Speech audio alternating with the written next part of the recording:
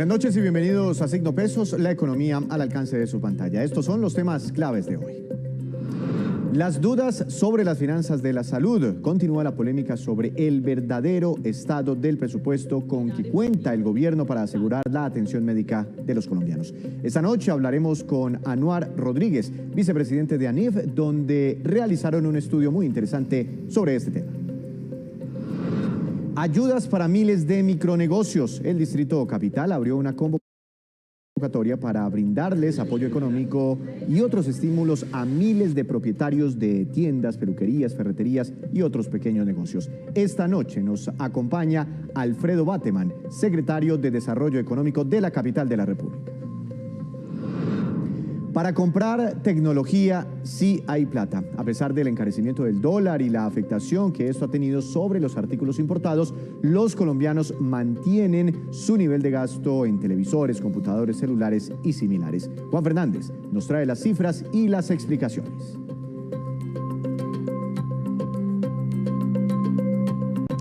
Comenzamos esta emisión hablando de esta, que es la cifra económica del día y que está generando mucha controversia en las últimas jornadas.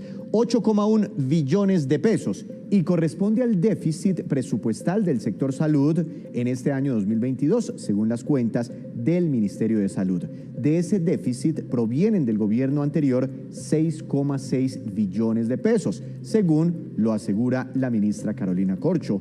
Y se ha generado en lo que va de este gobierno más o menos 1,5 billones de pesos de déficit adicional. Y es que este tema del presupuesto para el sector de la salud ha sido motivo de una intensa polémica por estos días, como les comentaba. Pero para analizar toda esta situación, quiero saludar al doctor Anuar Rodríguez, vicepresidente de ANIF, institución que reveló precisamente hoy un estudio sobre esta materia. Doctor Rodríguez, buenas noches, bienvenido a Signo Pesos, ¿cómo está? Muy buenas noches, Víctor. Un placer acompañarlos nuevamente. Doctor Rodríguez, en términos generales, el presupuesto que se le asigna a la salud en Colombia, ¿qué tan alto es? ¿Qué tan bajo es? ¿Más o menos es razonable? ¿Cómo están las cifras? Pues mire, Víctor, el tema de la financiación del sistema de salud es complejo. Es complejo por dos temas fundamentales. Lo primero es que se financia de múltiples fuentes. Una es el aporte del presupuesto general de la nación, otras son las cotizaciones que hacen los empleados dependientes, independientes, otros son recursos de las entidades territoriales y todo ese balance de fuentes o de ingresos que son los que se utilizan para financiar el gasto en salud es lo que permite tener una cifra en la cabeza. Entonces, lo primero es decir que en el presupuesto general de la nación se ha incrementado la participación para la salud, pero aún vemos que hay unas cifras importantes que tenemos que revisar bien. En particular, aquella destinada a financiar los recursos que del Estado se trasladan a cada una de las EPS por cada uno de los afiliados. Para contestar su pregunta puntual, el mayor gasto que hace el país es el gasto en salud. Se gasta aproximadamente unos 80 billones de pesos, que es una cifra no para nada despreciable. 80 billones de pesos, me imagino, porque uno en el presupuesto de la nación ve más o menos 50 billones, pero me imagino que ahí están esas cifras adicionales que usted me comenta, los aportes de las personas, etcétera. Ahora, cuando un colombiano necesita servicios de salud y tiene que pagar, además de su afiliación, tiene que hacer copagos cada vez que va y visita al médico, le piden un examen, ese nivel de gasto en salud de los colombianos, ¿qué tan alto es? No sé, si nos podemos comparar con algún otro referente. Claro, usted está hablando del gasto de bolsillo que hacen los colombianos para financiar esas prestaciones de servicios de salud.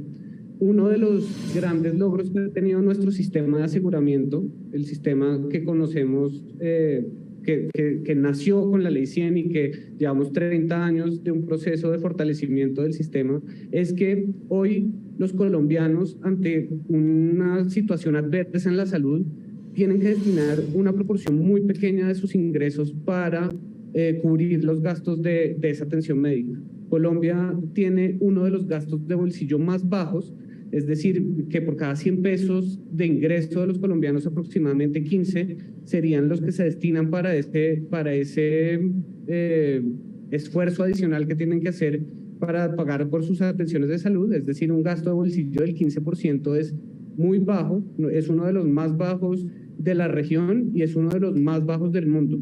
Pensemos que, por ejemplo, el promedio de gasto de bolsillo en los países de la OCDE es alrededor del 20% y el promedio de los países de América Latina y el Caribe es algo cercano al 35%. Entonces eso muestra que nuestro sistema de aseguramiento ha sido muy eficiente en cubrir esas necesidades del sistema de salud de los colombianos y por eso los recursos que tienen que sacar de su bolsillo, de su ingreso corriente para complementar lo que ya les otorga el sistema de salud es muy bajo. Entiendo, con ese comparativo internacional. Y seguramente por eso dicen, y es lo que me imagino está advirtiendo la ministra, hay un déficit en el sistema de salud, por eso que usted nos cuenta, entre otras, pues porque el gasto de bolsillo, lo que tiene que pagar la gente es relativamente bajo frente al resto del mundo, pero cuando consumimos servicios, pues hay unos tratamientos que son carísimos, ¿no? Pues sí, efectivamente, ese es un tema importante resaltar porque destinar los recursos necesarios y suficientes para el aseguramiento, es decir, para lo que le mencionaba hace un par de respuestas, era el dinero que desde el gobierno nacional se destina a cada uno de los afiliados a las EPS. Si aseguramos el dinero suficiente para cubrir eso, pues vamos a mantener un gasto de bolsillo bajo, es decir, la gente no va a tener que incurrir o va a tener que destinar de su ingreso disponible de recursos para el pago de la salud. Cuando la ministra y cuando las discusiones que se han dado en el Congreso plantean que aún hay unos recursos por cubrir o por financiar ese rubro del aseguramiento, ahí es donde pues, se prenden unas alarmas que vale la pena discutir y que vale la pena poner sobre la mesa. Bueno, ahora sí pongamos eso sobre la mesa, porque es que, bueno, es muy difícil entender todo el tema, ¿no? La financiación, pero es que de un lado la ministra ha dicho, la ministra Corcho, que sí, que hay un déficit grande y que está creciendo, un déficit en las finanzas de la salud. Pero de otro lado, algunas de sus declaraciones, o es lo que están interpretando algunos sectores del sistema de salud colombiano, de la ministra, indicarían que está rebajándole el presupuesto a algunas asignaciones. Entonces, ¿cómo interpretar eso? Estamos en déficit, pero al mismo tiempo estamos recortando algunas partidas presupuestales. ¿Es así?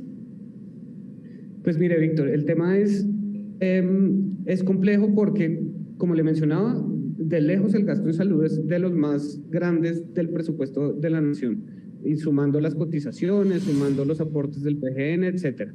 Pero el gasto en salud es un gasto que es creciente en el tiempo, y es creciente en el tiempo por razones varias, porque nos estamos envejeciendo, porque estamos demandando más y mejores servicios de salud, sobre todo después de la pandemia, donde mucha gente dejó de ir al médico y ahora está retomando esos tratamientos médicos, y tercero, porque hay unos tratamientos, usted bien lo decía, que son costosos y pagar esos medicamentos, esas nuevas tecnologías, siempre requiere más recursos. Entonces, es claro que al ministerio se le están asignando más recursos, pero lo que está alertando muchos analistas y nosotros también estamos alertando es que esos recursos que se están dando de más terminan siendo insuficientes para financiar el gasto que se requiere para esa transferencia que se hace mes a mes a cada una de las EPS por cada uno de los afiliados. Es decir,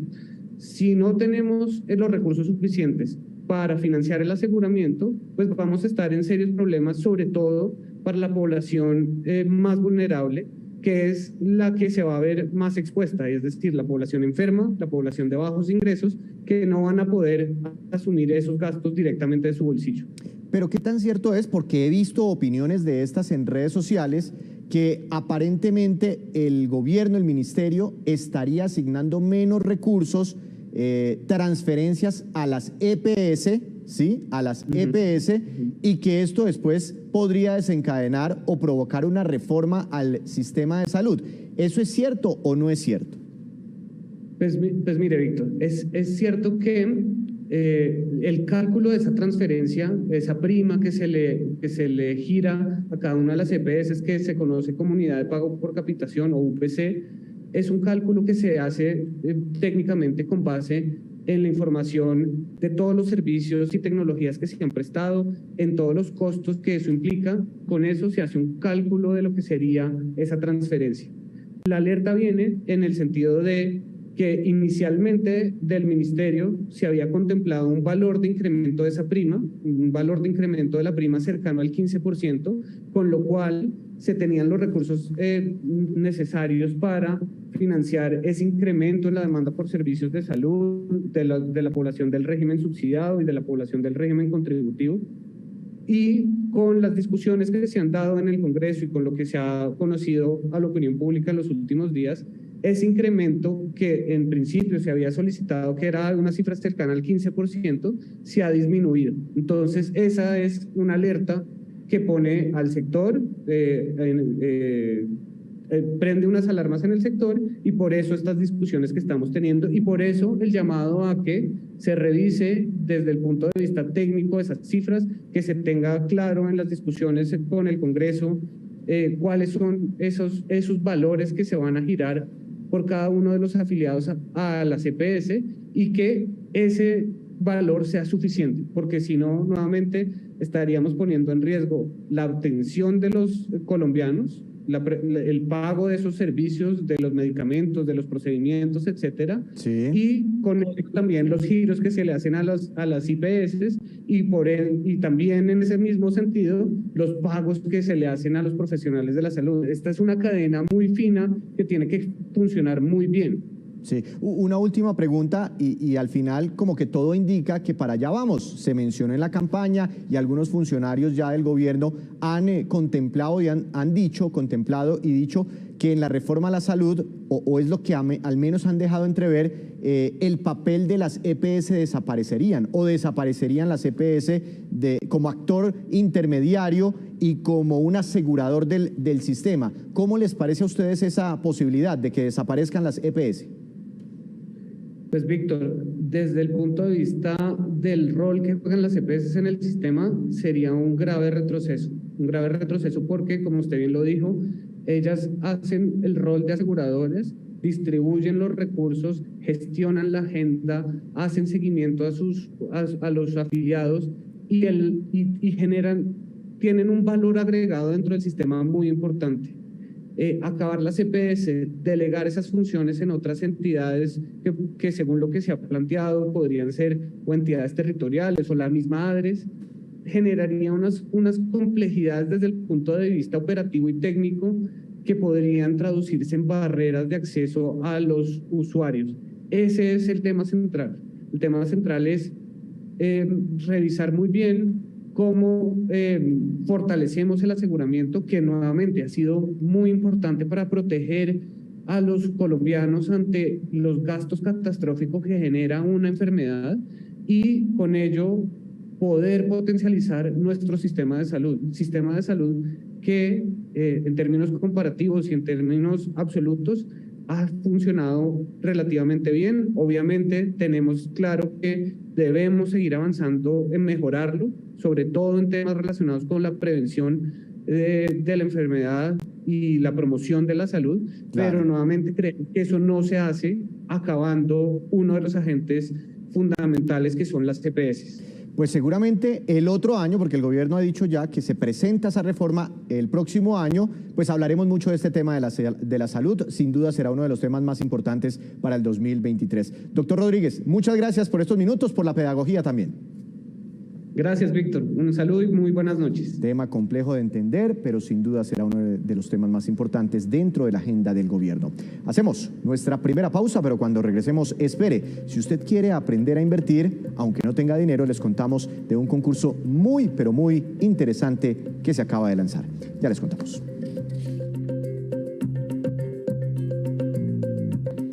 Regresamos a Signo Pesos. En Bogotá cada día hay más micronegocios que no solo son el sustento de sus dueños, sino que en muchos casos están generando bastantes empleos. Para ese tipo de negocios, el gobierno distrital acaba de lanzar una convocatoria para entregarles ayudas. Doctor Alfredo Bateman, secretario de Desarrollo Económico de Bogotá. Buenas noches, bienvenido a Signo Pesos. ¿Cómo le ha ido? Víctor, buenas noches. Un gusto saludarte. Muchas gracias por su tiempo. Bueno, para entender desde el origen, para ustedes o técnicamente, ¿qué es un micronegocio? ¿Aplica para todos los sectores? Denos algunos ejemplos. Sí, en realidad cuando estamos hablando de micronegocios son todas aquellas actividades económicas que ocurren en la cotidianidad de donde nos movemos, alrededor de la casa, del trabajo, digamos, son todas estas pequeñas, desde tiendas de barrio, droguerías, de pronto pequeñas panaderías o algunos también negocios informales de venta, no sé, de empanadas, digamos, de venta de algunos, también de pequeñas mercancías, digamos, son todos aquellos negocios que por su tamaño, digamos, la definición de micronegocio es básicamente una definición de tamaño, es una definición de pequeños negocios que en la cotidianidad están presentes en el día a día. Bueno, esta convocatoria, este programa Bogotá Productiva, ¿en qué consiste? ¿Cuál es el propósito? Un poco lo que nosotros nos hemos dado cuenta, Víctor, es que estos pequeños negocios, estos micronegocios, tienen muchos de ellos potencial de crecimiento. A veces es simplemente la salida a una necesidad de no conseguir trabajo y es una actividad de rebusque, pero muchas veces también hay un potencial productivo, digamos, muchas de las familias se han pagado la educación y salen adelante con estos negocios. Y lo que les ha faltado es una red de apoyo para crecer. El programa de impulso local es básicamente una estrategia para ayudar a crecer a estos micronegocios. Y lo que nosotros hemos aprendido es que crecen teniendo varios elementos a la vez, teniendo programas integrales, y eso es un poco lo que queremos hacer con este programa que estamos lanzando. ¿Y cómo así? ¿Es básicamente capacitación o también pueden recibir ayudas económicas? En realidad son tres cosas, digamos. Lo primero, sin duda, fortalecimiento y capacitación. Y muy especialmente como en tres temáticas. Lo primero, habilidades digitales. La pandemia cambió la forma de comercializar y de hacer negocios, y estos pequeños negocios tienen que entrar en la digitalización. Segundo, inclusión financiera. Y tercero, todos los temas como gerenciales sobre los negocios. Entonces, el primer componente es fortalecimiento y capacitación, pero tiene otros dos componentes que los programas empresariales generalmente no tienen y que son claves. El primero, capitalización, recursos entre 1 y 3 millones de pesos para ayudar a crecer ese micronegocio. Y el tercer componente también muy importante, las conexiones con el mercado. Ayudar a estos negocios a abrir otros canales de venta que le permitan también crecer. Entonces tiene los tres componentes: fortalecimiento, financiamiento y conexiones con el mercado. Pero muy interesante, porque también hay platica. Y cuando usted se refiere a financiamiento, ¿es que es un préstamo? ¿El dueño del micronegocio después debe retornar ese recurso de alguna forma? En este programa en particular, digamos, para que se hagan una idea de los números, queremos fortalecer 23,000 micronegocios, y de esos 23,000, al menos 16,500 van a recibir estos recursos, que son recursos en capital de trabajo, es decir, depende de un plan de inversiones. En el proceso de fortalecimiento lo que vamos a hacer es identificar qué es lo que le podemos ayudar a esa empresa, a ese negocio a crecer, y le vamos a dar, dependiendo del plan de inversiones, entre 1 y 3 millones de pesos. Es capital de trabajo específicamente en lo que el diagnóstico y el plan de inversiones diga que necesita la empresa. Muy interesante. Ahora, ¿qué requisitos debe cumplir el dueño del micronegocio para ser parte de este programa? Primero, es muy importante estar localizado en la ciudad de Bogotá. Es un programa de la Alcaldía Mayor y por lo tanto es hacer su producción y tener su negocio en la ciudad de Bogotá. Y segundo, ya tener un año de operación. Nos interesan estos micronegocios que en el lenguaje del emprendimiento ya tienen alguna validación de mercado. Digamos, si uno logra vender por un periodo de un año es porque su negocio tiene un mercado al cual accede y que por lo tanto puede tener un potencial, y básicamente son las dos condiciones que estamos poniendo en el programa.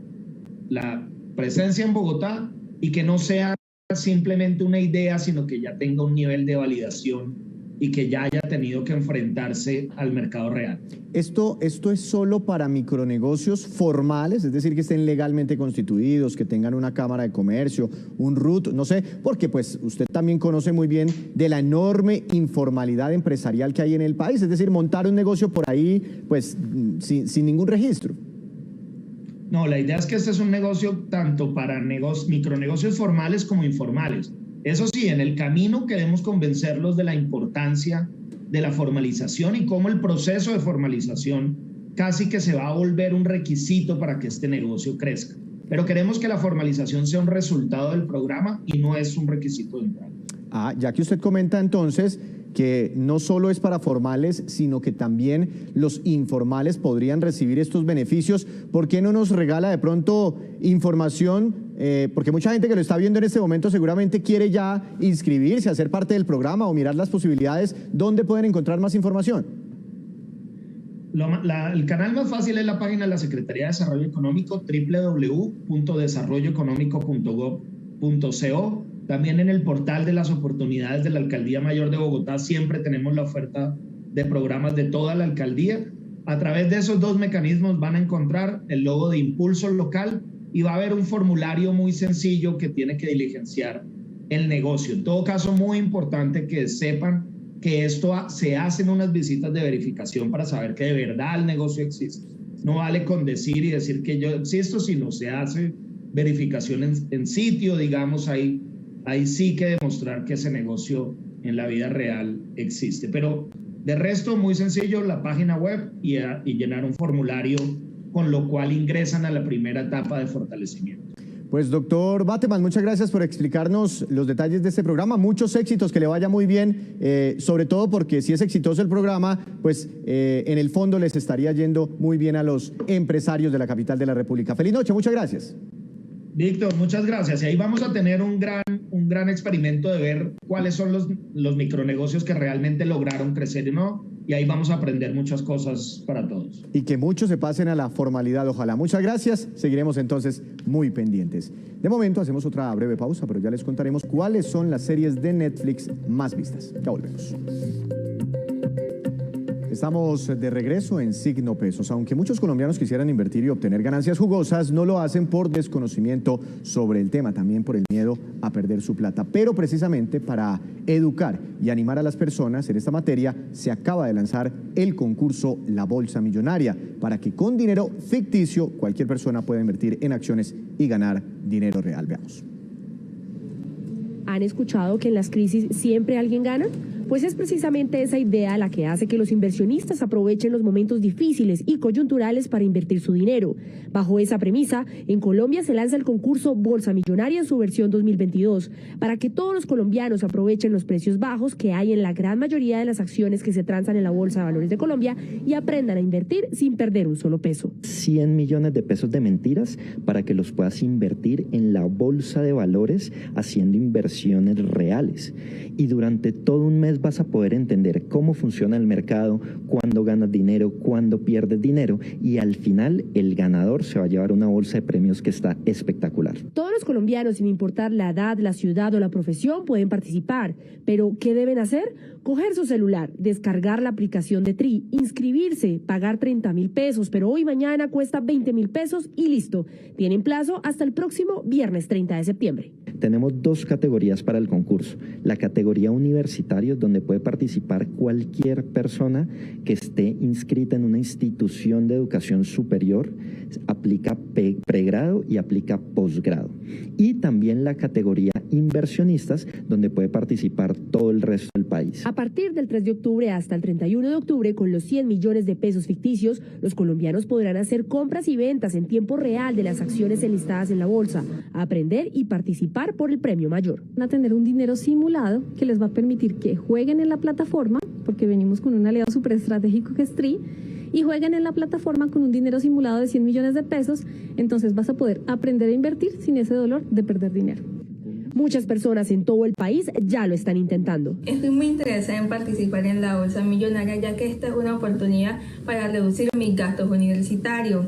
Quiero demostrarle al país que aquí sí hay talento para invertir. Estoy muy emocionado de participar en la Bolsa Millonaria. Además, quiero demostrarle a Colombia de que en el Distrito Especial de Buenaventura hay talento para invertir en la Bolsa Millonaria de Colombia. Estoy muy emocionado porque estoy invirtiendo en la Bolsa Millonaria y espero ganármelo para ayuda económica a la familia. Al final de cuentas, quien haya obtenido una mayor rentabilidad con sus inversiones ficticias ganará el premio mayor, que para la categoría de estudiantes es de 50 millones de pesos. Estos sí son reales. Y el de los nuevos inversionistas será de 10 millones de pesos. Y llega la hora de Juan Fernández con su movida empresarial. Juan, buenas noches. ¿De qué negocio nos quiere hablar hoy? Bienvenido. Adelante con su tema. Buenas noches, hoy voy a hablarle de tecnología y cómo, a pesar de una tasa de cambio del peso frente al dólar que no ayuda a la adquisición de toda esta serie de aparatos por su costo, las ventas se mantienen e incluso aumentan. Este fin de semana el grupo Éxito había revelado una serie de indicadores sobre los productos más vendidos de ese rubro en sus almacenes, y de ellos lo que encabezan esa lista son los televisores, los celulares, las consolas, en fin, la línea blanca y por supuesto los computadores portátiles. Y eso, pues en el caso de los dispositivos, ha hecho que se multipliquen las ventas. En los últimos 7 años se han duplicado de manera general, pero las ventas de los celulares y los computadores portátiles se han triplicado entre 2015 y 2021. Los televisores esperan un repunte al final de año por la época del Mundial. Las cifras indican que a nivel nacional de mercado, más allá del Éxito, la compra de dispositivos electrónicos, sobre todo celulares y tabletas, computadores, por supuesto, van por niveles superiores al 15%, y pese a que estas categorías siempre han dominado el mercado, ahora repuntan también los relojes inteligentes llenos de funciones y también todas estas bandas para hacer ejercicio. Juan, pero entonces, ¿qué estrategias están impulsando este tipo de ventas? Sí, todo esto viene impulsado por el comercio electrónico. Las ventas generales por ese canal superan los 40 billones de pesos en Colombia, y de ese total lo que más se vende, además de ropa y zapatos, son equipos de cómputo con poco más del 40%, electrodomésticos pesan el 27%. Para dimensionar el mercado, le doy datos de compañías en particular en ventas de computadores y tabletas. Caso el de Lenovo, por ejemplo, uno de los líderes de la industria en algunos segmentos, como el de las tabletas. En computadores personales, las ventas de Lenovo en unidades están sobre las 600.000, en tabletas cerca de 120.000 unidades. El reto está ahora en que esas ventas sin días, sin IVA, esa iniciativa del gobierno anterior para no cobrar ese impuesto por un día, puede ahora afectar esos indicadores. Muy interesante, Juan. Lo esperamos mañana con más movidas empresariales. Ahora nos vamos con estos que son los indicadores económicos que debe conocer usted siempre antes de irse a dormir. Dólar, tasa representativa del mercado que regirá para mañana, será de 4.379 pesos con 80 centavos. Cayó 24 pesos con 2 centavos hoy el dólar. El petróleo de referencia Brent para nuestro país subió 0,57%, se ubicó en $90 con 34 centavos por barril. El precio interno del café colombiano bajó y quedó en promedio a 2.355.000 pesos por carga, 56.000 pesos por carga para ser más exactos, mañana en las principales cooperativas del país. Índice MSCI Colcap de la Bolsa de Valores de Colombia subió 0,32%, acción más valorizada Construcciones El Cóndor, con una ganancia del 4,56%. La acción que más cayó fue la de Canacol Energy, tuvo un retroceso del 4,56%. Antes de despedirnos, los quiero dejar con este dato. Según Netflix, las siguientes son las series más vistas con corte al mes de agosto de este año. En primer lugar, El Juego del Calamar generó 1.650 millones de horas de visualización en sus primeros 30 días desde el lanzamiento. Le sigue Stranger Things, temporada número 4, que fue la que lanzaron este año. Generó 1.352 millones de horas de visualización en su primer mes. Y tercero, La Casa de Papel, temporada número 5, generó 792 millones de horas vistas en ese mismo periodo. Así terminamos por hoy. Los esperamos mañana con una nueva emisión y con toda la información económica que usted necesita saber. Esto es 5 pesos, la economía al alcance de su pantalla. Que tenga una feliz noche.